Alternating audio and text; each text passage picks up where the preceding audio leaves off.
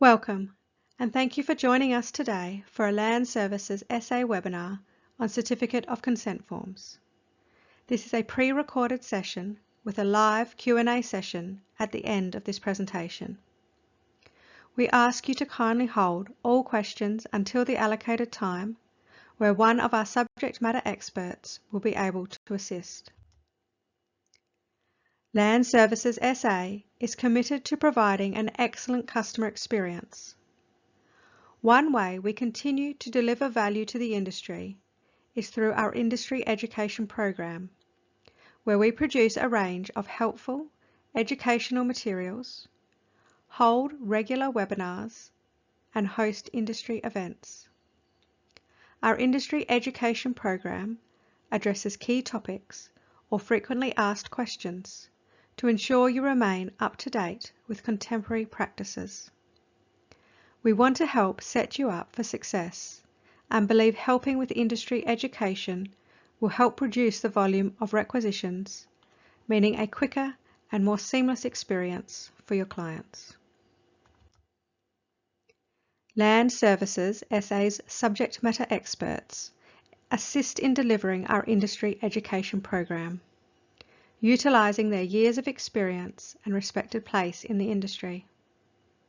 This webinar was prepared by John Economopoulos. John is a property examiner within Land Services SA and has over 27 years of experience with LSSA. This session will be covering Certificate of Consent Forms for a Plan of Division, which also includes community plans. We will go through different examples which will aid you in correctly completing the consent form and points to be aware of. We will cover who consents, the generic adjustment statement and when to use it, the easement statement and when to use it. We will also cover 3 different examples. Hopefully, at the end of this webinar, you will leave with enough information to correctly prepare a certificate of consent form, thereby minimising requisitions. Who consents to a plan of division? In accordance with the Real Property Act, any party affected by the plan of division, other than the registered proprietors of the land being divided, must consent to the plan. Let us look at who the consenting parties are that may be involved when the land is being divided. This includes mortgagees, encumbrancees, and caveators. The caveat must be checked to ascertain if it is an absolute caveat or a permissive caveat. If the caveat is permissive, then the consent of the caveator must be produced. If the caveat is absolute, then this will prevent the registration of the division application and must therefore be withdrawn or removed prior to the division application. An important point to also note is that caveats cannot be adjusted using a certificate of consent form. Consenting parties also include lessees of registered leases, authorities to register agreements, includes councils or ministers, and leonors.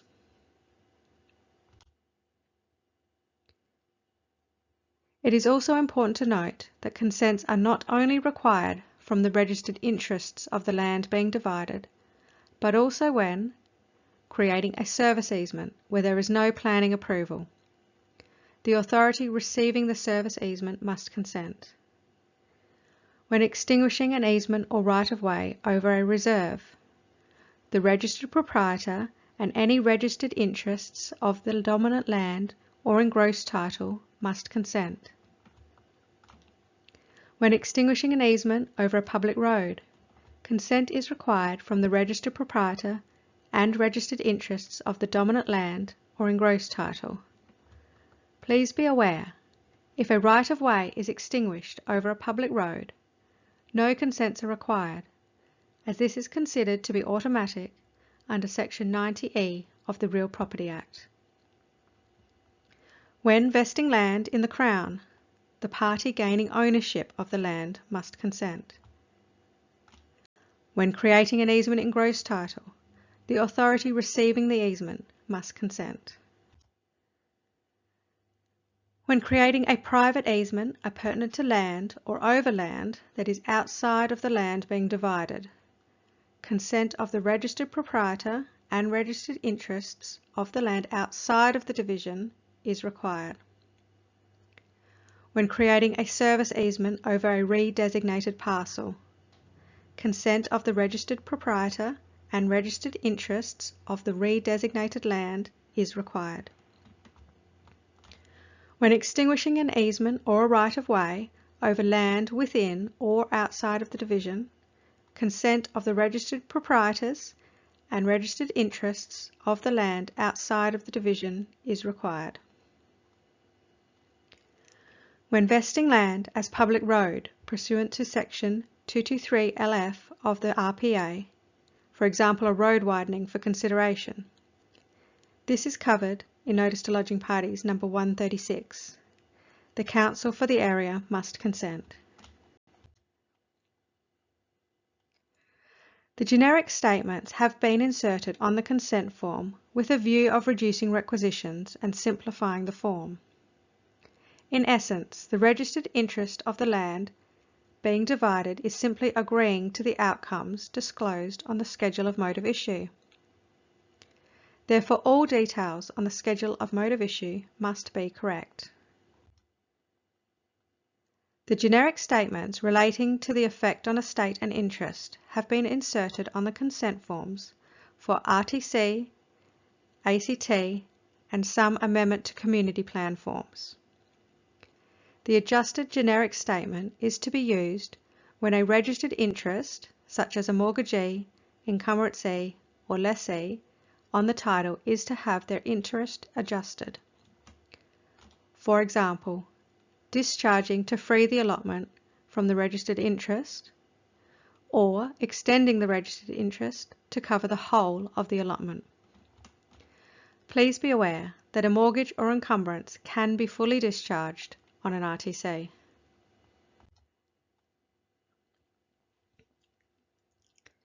Please be aware that the statements will not be relevant in all circumstances, and as such, where appropriate, will need to show the specific effect on the interest rather than using the generic statements.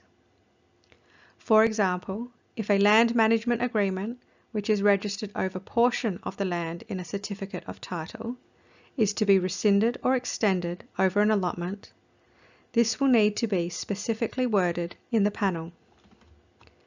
Or if a registered lease, which is registered over a portion of the land in a certificate of title, is to be surrendered or extended over an allotment, again this will need to be specifically worded in the panel. The easement generic statement is to be used when an easement or right-of-way is being extinguished or varied by the plan of division, and when registered proprietors and registered interests of land outside of the land being divided are being affected by the extinguishment, variation, or creation of the easement or right-of-way. In this first example, there are no adjustments occurring. It is a plan of division over one certificate of title.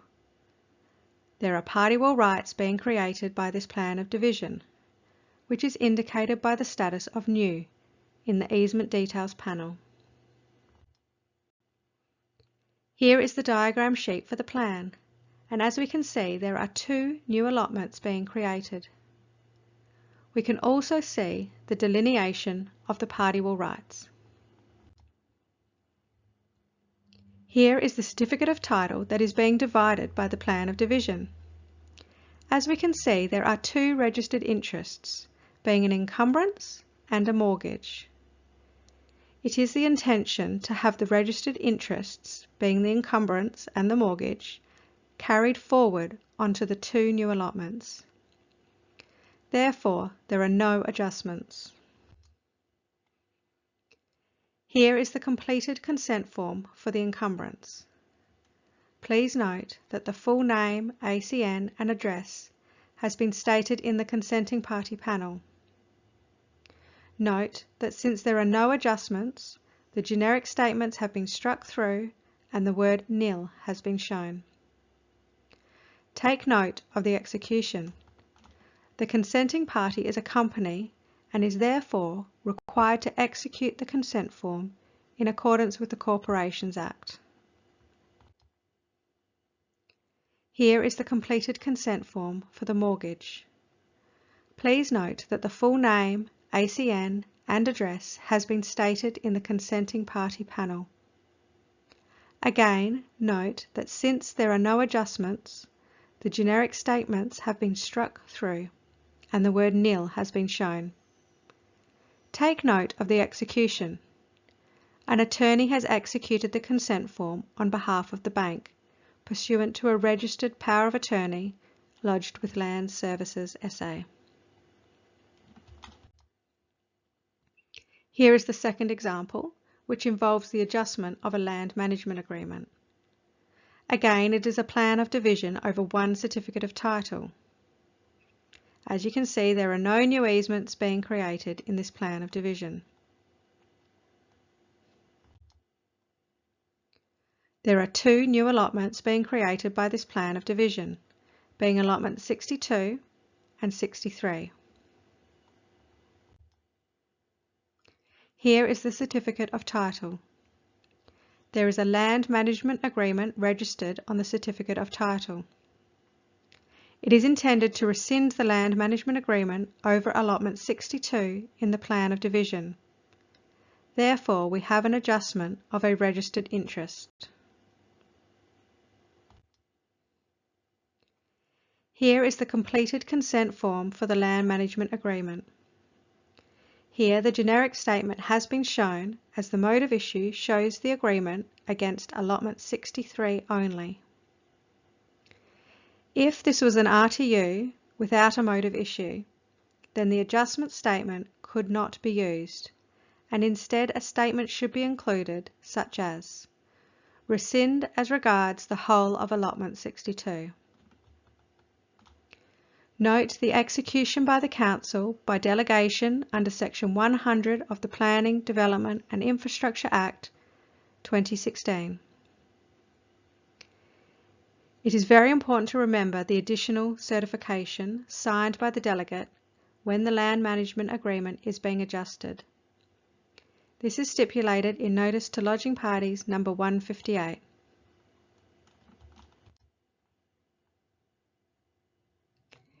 In this final example, we have the adjustment of mortgages and the consent of an authority for an easement in gross. Here we have a plan of division that involves two certificates of title. An easement is also being created within this plan of division. Note the status in the easement details panel is new and the in favour of is South Australian Water Corporation. Therefore, an easement in gross title is to issue. Here is the diagram sheet for the plan of division, delineating the three new allotments that are to be created and the delineation of the new easement being created. Here we have the certificates of title that are being divided in the plan. There is a registered mortgage on each title. It can be helpful to highlight the existing boundaries of the titles as shown here in blue and red. The mortgage highlighted in blue is to remain over allotment 202, but is to be discharged as regards allotment 203. The mortgage highlighted in red is to remain over allotment 204 and is to be extended to cover the whole of allotment 203. Please note that both mortgages need to be discharged as regards to the rights and liberties that are being created over the land marked A. Again, we have an adjustment of registered interests. Here we have the consent form for ANZ Bank. The generic statement has been used. Here we have the consent form for ING Banking Australia Limited. The generic statement has been used.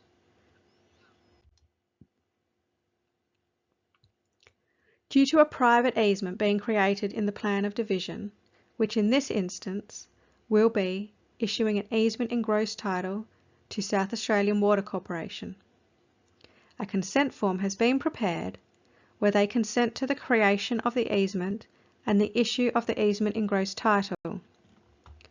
The generic adjustment statement has been struck through and the inapplicable easement scenarios in the easement statement have been struck through. Therefore, the statement that is left is creation of easements as set out in the accompanying plan.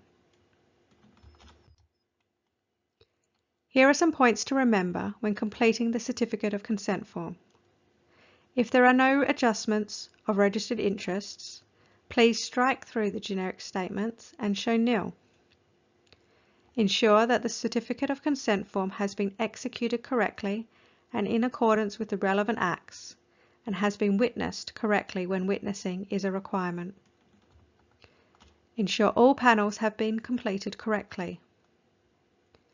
Ensure that what has been stated in the certificate of consent form agrees with the outcomes disclosed on the schedule of mode of issue, or a mortgage may be discharged from an allotment when it should not have been. We suggest using the panel forms that are available on the Land Services SA website as the current forms. Land Services SA's website has a range of educational and support materials to assist you in your day-to-day work. Our Industry Education Hub is a good place to start.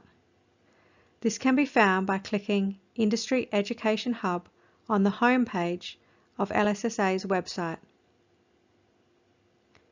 A copy of today's webinar will be published on the Industry Education Hub, together with recordings of previously held webinars. That concludes the recorded webinar section. Thank you for listening.